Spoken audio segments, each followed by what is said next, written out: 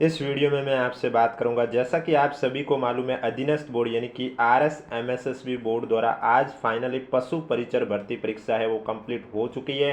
Total ये exam 6 शिफ्टों में आयोजित किया गया, यानी कि 1, 2 और 3 दिसंबर प्रत्येक दिन दो दो शिफ्ट में आयोजित किया गया था और टोटल ये एग्जाम 6 शिफ्ट में आयोजित हुआ है। तो अब 6 शिफ्ट में एग्जाम आयोजित हुआ है तो इसमें नॉर्मलाइजेशन भी किया जाएगा। अब नॉर्मलाइजेशन अधीनस्थ बोर्ड द्वारा कैसे किया जाता है उसके बारे में चर्चा करूंगा। किस शिफ्ट को फायदा होगा उसके बारे में चर्चा करूंगा। और उससे पहले आप हमें कमेंट बॉक्स में जरूर बताएं कि आपके कितने नंबर आ रहे हैं और कौन सी कैटेगरी से, जिससे कि कल मैं आपके इसी समय एक्सपेक्टेड कट ऑफ का भी वीडियो लेके आ सकता हूं। इसलिए चैनल जरूर सब्सक्राइब करें, नोटिफिकेशन भी ऑन रखिए ताकि पशु परिचर भर्ती परीक्षा से जुड़ी कोई भी अपडेट आएगी सबसे पहले आपको इसी यूट्यूब चैनल के माध्यम से बताई जाएगी। तो फाइनली मैं आपको जो नॉर्मलाइजेशन का फॉर्मूला बताने जा रहा हूं, ये पिछली भर्ती प्रक्रियाएं जो कि अधीनस्थ बोर्ड द्वारा एक से अधिक चरणों में आयोजित की गई थी, जिसमें उन्होंने नॉर्मलाइजेशन का फॉर्मूला लिया था, उसी के आधार पर मैं आपको बताने जा रहा हूं कि पशु परिचर भर्ती परीक्षा में भी आपका नॉर्मलाइजेशन है वो कैसे किया जाएगा। क्योंकि अधीनस्थ बोर्ड ऐसा ही करती है नॉर्मलाइजेशन में कि अगर कोई शिफ्ट इजी रहा है तो उसमें नंबर कम कर देते, फिर उस शिफ्ट में सभी स्टूडेंट के नंबर कम कर दिए जाते, और अगर किसी स्टूडेंट की शिफ्ट हार्ड थी तो उसके नंबर बढ़ा दिए जाते, फिर उस शिफ्ट में सभी स्टूडेंट के नंबर बढ़ा दिए जाते, जबकि ये एक तरीका गलत होता है नॉर्मलाइजेशन का। नॉर्मली नॉर्मलाइजेशन में ये देखा जाता है कि एक्यूरेसी भी देखी जाती है कि स्टूडेंट कितने क्वेश्चन सही कर रहा है, उसमें उसने कितने गलत किए हैं। जिसने ज़्यादा गलत किए तो उसके नंबर फिर ज़्यादा नहीं बढ़ते हैं। अगर जैसे कि आपका नॉर्मलाइजेशन एक तरह से ऐसे किया जाता है कि अगर आपकी शिफ्ट आई है हार्ड, तो ये तो फिक्स है कि अगर आपकी शिफ्ट हार्ड आई है तो आपकी शिफ्ट में टफ होने की वजह से नंबर बढ़ेंगे, लेकिन हर स्टूडेंट के नंबर बढ़े ये जरूरी नहीं है। वहाँ ये देखा जाता है एक्यूरेसी भी साथ में, लेकिन अधीनस्थ बोर्ड ये एक्यूरेसी नहीं देखती है। एक्यूरेसी से क्या फ़ायदा होता है कि अगर आपकी शिफ्ट टफ थी तो आपके नंबर बढ़ेंगे, तो फिर जिस स्टूडेंट ने क्वेश्चन कम गलत किए हैं और ज़्यादा सही किए तो उसके ज़्यादा नंबर बढ़ते हैं तुलना में किसके, जिसने ज़्यादा गलत किए हैं और कम सही किए उसकी तुलना में। अगर एक स्टूडेंट के 100 क्वेश्चन सही हो रहे हैं और 20 क्वेश्चन गलत हो रहे हैं, और एक दूसरा स्टूडेंट है जिसके 110 क्वेश्चन सही हो रहे हैं और 4 क्वेश्चन गलत हो रहे हैं, दोनों की एक ही शिफ्ट थी और दोनों की वही टफ वाली शिफ्ट थी, अब नंबर ज़्यादा बढ़ेंगे, किसके ज़्यादा बढ़ेंगे, जिसने 110 क्वेश्चन सही किए और 2 क्वेश्चन गलत किए उसके ज़्यादा बढ़ेंगे, किसकी तुलना में, जिसने 100 क्वेश्चन सही किए और 20 क्वेश्चन गलत किए उसकी तुलना में, क्योंकि एक्यूरेसी जिसकी अच्छी होगी उससे ज़्यादा फायदा होता है। नॉर्मलाइजेशन एक तरह से ऐसे होता है, लेकिन यह बोर्ड एक फॉर्मूला दे देती है और उस फॉर्मूले से जिसकी हार्ड शिफ्ट थी यानी कि टफ शिफ्ट थी उसके नंबर फिर उस शिफ्ट में सभी स्टूडेंट के बराबर रूप से बढ़ा दिए जाते हैं, और जिसकी इजी शिफ्ट थी उसके सभी स्टूडेंट के नंबर है वो उतने ही नंबर घटा दिए जाते हैं। ये ऐसे चेक करते हैं, जबकि ये तरीका एक तरह से देखा जाए तो गलत होता है, लेकिन फिर भी मैं आपको बता देता हूँ वो तरीका कौन सा है, वो फॉर्मूला कौन सा है जो कि अधीनस्थ बोर्ड द्वारा किया जाता है। तो आप देख सकते हैं स्क्रीन पर ये फॉर्मूला है जो कि पिछली भर्ती हुई थी, सीईटी हुई है, पटवारी हुई, कोई भी एग्जाम हो जिसका एग्जाम एक से अधिक शिफ्टों में हुआ था, उसमें जो उन्होंने नॉर्मलाइजेशन का फॉर्मूला लिया था उसी के आधार पर बताता हूँ। तो नॉर्मलाइजेशन का ये फॉर्मूला होता है SIJ, ये normalization scale, equal to M plus XIJ minus MI upon sigma I into sigma. अब यहाँ सिग्मा क्या है, MI क्या है, XIJ क्या है, सिग्मा आई क्या है, ये सभी की मैं आपको वैल्यू बताऊंगा। तो सबसे पहले कैपिटल M और कैपिटल सिग्मा, इनकी बात करें तो इनकी वैल्यू ये ऑलरेडी आपको जब रिजल्ट आएगा तब ये बताएंगे आपको। ये जो मैं बता रहा हूँ ये कोई वैल्यू नहीं रहने वाली, ये कोई फिक्स वैल्यू नहीं होती है। इनका जब रिजल्ट आता है तब ये सिग्मा और M सभी शिफ्ट को के लिए कॉमन रहता है। जैसे कि यहाँ 118.98 दे रखा है, यहाँ 33.40, ये जिस भी भर्ती परीक्षा का रिजल्ट था उसके आधार पर बताया। तो पशु परीक्षक का भी जब रिजल्ट आएगा तब 6 शिफ्ट में एग्जाम आयोजित हुआ, तो उन 6 शिफ्टों के लिए M और सिग्मा की वैल्यू कॉमन रहेगी सभी शिफ्टों के स्टूडेंट के लिए। अब बदलेगी किसकी, सिग्मा आई हुई है, एम आई हुई है, ये सभी शिफ्टों के लिए अलग अलग होगी। जैसे कि आप देख सकते हैं ये जो एग्जाम हुआ था ये हुआ था 4 चरणों में, 4 शिफ्ट में हुआ था, इस वजह से आप देख सकते हैं इन्होंने सभी शिफ्ट के लिए एम आई और सिग्मा आई की वैल्यू है वो अलग अलग रखी।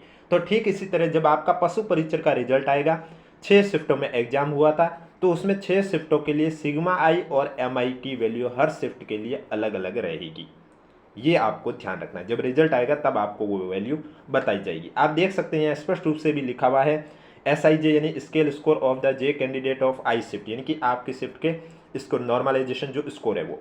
M यानी mean of combined raw score, आप देख सकते हैं यानी कि हर शिफ्ट के लिए कैपिटल M की वैल्यू है वो कॉमन रहेगी।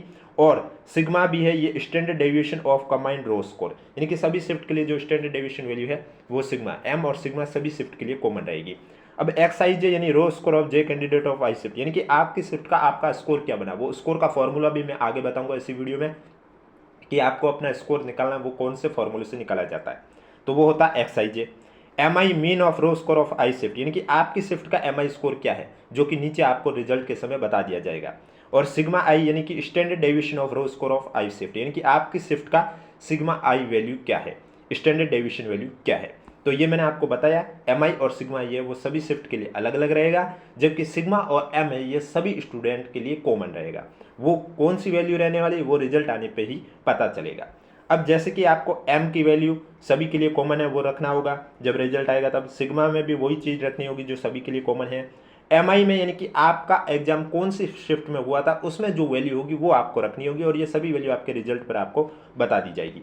और सिग्मा आई में भी आपके शिफ्ट में आपकी जो सिग्मा आई की वैल्यू है वो रखनी होगी। XIJ में आपका जो 150 में से स्कोर आया वो लिखना होगा। ऐसे किया जाता है नॉर्मलाइजेशन। अब इसमें जो इजी शिफ्ट होती है उन्हें होता है नुकसान। आपने पटवारी का एग्जाम का रिजल्ट देखा होगा, पिछली CET का भी रिजल्ट देखा होगा। जो इजी शिफ्ट होती है उसमें जैसे पटवारी की लास्ट शिफ्ट थी उसमें 14 नंबर हर स्टूडेंट के घटे थे, और जो टफ शिफ्ट होती है उनके नंबर है वो बढ़ते। ये अधीनस्थ बोर्ड ऐसे करता है नॉर्मलाइजेशन। अब जो XIJ यानी कि आपका जो स्कोर है वो कौन से फॉर्मूले से निकाला जाता है, तो उसके लिए आपका ये फॉर्मूला रहने वाला है, पशु परिचर में भी मैं आपको बता देता हूँ। ये फर्क तब आता है जब अगर कोई शिफ्ट में क्वेश्चन डिलीट हो जाता है, तब की फैक्टर की वैल्यू में बदलाव आता है, अन्यथा की फैक्टर की वैल्यू तो एक ही रहेगी। क्योंकि आपको मालूम है पेपर में 150 क्वेश्चन थे, 150 नंबर का था, एक चौथाई नेगेटिव भी थी, और अगर कोई क्वेश्चन आपने खाली छोड़ा है तो उसमें क्वेश्चन का 1/3 नंबर भी काट लिया जाता है, ये आप सभी को मालूम है।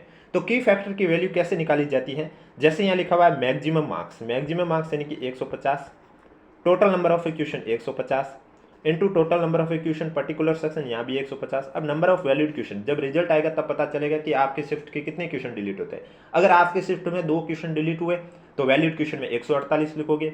अगर आपकी शिफ्ट में एक भी क्वेश्चन नहीं डिलीट हुआ तो वैलिड क्वेश्चन में आप 150 लिखोगे। तो मैंने अभी तक माना है कि एक भी क्वेश्चन डिलीट नहीं हुआ, तो आप यहाँ जब ये काटोगे तो की फैक्टर की वैल्यू आएगी 1। अब ये की फैक्टर की वैल्यू आपको यहाँ रखनी है इस फॉर्मूले में। आप देख सकते हैं यहाँ WQ यानी कि रॉन्ग क्वेश्चन इंटू KF की फैक्टर अपॉन 4 यानी कि 1/4 आपकी नेगेटिव थी। अब अगर आपने 150 के 150 गोले भरे हैं, अगर नहीं आ रहा तो आपने E भर दिया है, यानी कि एक भी ऐसा क्वेश्चन नहीं है जिसमें गोला नहीं छोड़ा, तो आप ये पार्ट कैंसिल भी कर सकते हो, बस इतने पार्ट को सॉल्व कर दो, आपका जो स्कोर है वो आ जाएगा। और अगर आपने ऐसे क्वेश्चन है जिसमें गोले नहीं भरे हैं 2, 3, 4, तब आपको इस फॉर्मूले को भी यूज लेना होगा। क्यों, कैसे, तो आइए बताता हूँ। जैसे कि मैंने मान लिया कि 120 क्वेश्चन मैंने सही किए, तो राइट क्वेश्चन में मैंने लिख लिया 120, की फैक्टर की वैल्यू मैंने अभी निकाली 1, माइनस WQ यानी कि रॉन्ग क्वेश्चन, तो रॉन्ग क्वेश्चन मैंने मान लिया मेरे 12 गलत हो गए, तो मैंने लिख लिया 12, की फैक्टर 1 आया, अपॉन में 4, माइनस मैक्सिमम मार्क्स, पेपर था 150 नंबर का तो मैंने लिख लिया 150, नॉट अटेम्प्ट में मैंने मान लिया कि 12 क्वेश्चन जिसमें मैंने एक भी गोला नहीं भरा, तो मैं लिखूंगा 12, upon total number of equation 150 into 3। जब मैं इसको सॉल्व करूंगा तो ये पार्ट आ जाएगा 120, इसको सॉल्व करूंगा तो ये पार्ट आ जाएगा 3, और इसको सॉल्व करूंगा तो ये आ जाएगा आपका 4 यानी कि 4।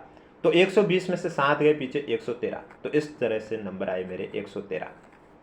और अगर आपने सभी गोले भर दिए तो आप नॉट अटेम्प्ट में क्या करोगे, यहाँ 0 लिखोगे। अब जब किसी संख्या को 0 से मल्टीप्लाई करोगे 0 ही आएगा, तो ये पार्ट आपका टोटली 0 हो जाएगा। इसलिए मैंने आपको कहा अगर आपने सभी गोले भरे हैं 150 के 150, तो आप अपना जो स्कोर कार्ड देखना चाहते हो तो इतना ही फॉर्मूला यूज लेके आप देख सकते हो, क्योंकि पीछे वाला जो पार्ट ऑटोमेटिक आपका 0 हो जाएगा जब आप not attempt question of a particular section में 0 लिखोगे। अब स्टूडेंट के रिजल्ट भी रिजेक्ट होते कब, अगर आपने 10% से ज़्यादा क्वेश्चन में गोले नहीं भरे, यानी कि पेपर में आपके 150 क्वेश्चन थे, इसके 10% होते हैं 15।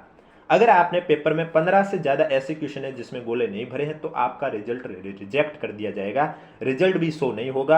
आपने देखा होगा हर रिजल्ट की PDF में लास्ट में लिखा होता है कभी 100, कभी 200, कभी 2, कभी 3 ऐसे स्टूडेंट हैं जिन्होंने 10% से ज़्यादा क्वेश्चन नंबर के 10% से ज़्यादा क्वेश्चन में गोले नहीं भरे हैं। यानी कि पेपर में 150 क्वेश्चन है, इसका 10% आपका कितना होता है, 15 क्वेश्चन। और अगर आपने पशु परीक्षण में भी 15 से ज़्यादा ऐसे क्वेश्चन है जिसमें गोले नहीं भरे तो आपका रिजल्ट रिजेक्ट हो जाएगा। और 15 से कम ऐसे क्वेश्चन है जिसमें गोले नहीं भरे हैं तो आपका पर क्वेश्चन का 1/3 भाग है वो काट लिया जाएगा और इस तरह से आपका नंबर चेक किए जाते हैं। तो ये है तरीका आपका पशु परीक्षण भर्ती परीक्षा के लिए नॉर्मलाइजेशन का और स्कोर कार्ड देखने का। वीडियो पसंद आए तो वीडियो को लाइक करें, चैनल जरूर सब्सक्राइब करें और वीडियो को ज़्यादा से ज़्यादा शेयर कीजिए जिससे कि जिन स्टूडेंट को नहीं पता है ये जानकारी उनके पास भी ये जानकारी पहुंचे और पशु परीक्षण भर्ती परीक्षा से रिलेटेड कोई भी अपडेट आएगी वो आपको इस यूट्यूब चैनल के माध्यम से बता दी जाएगी।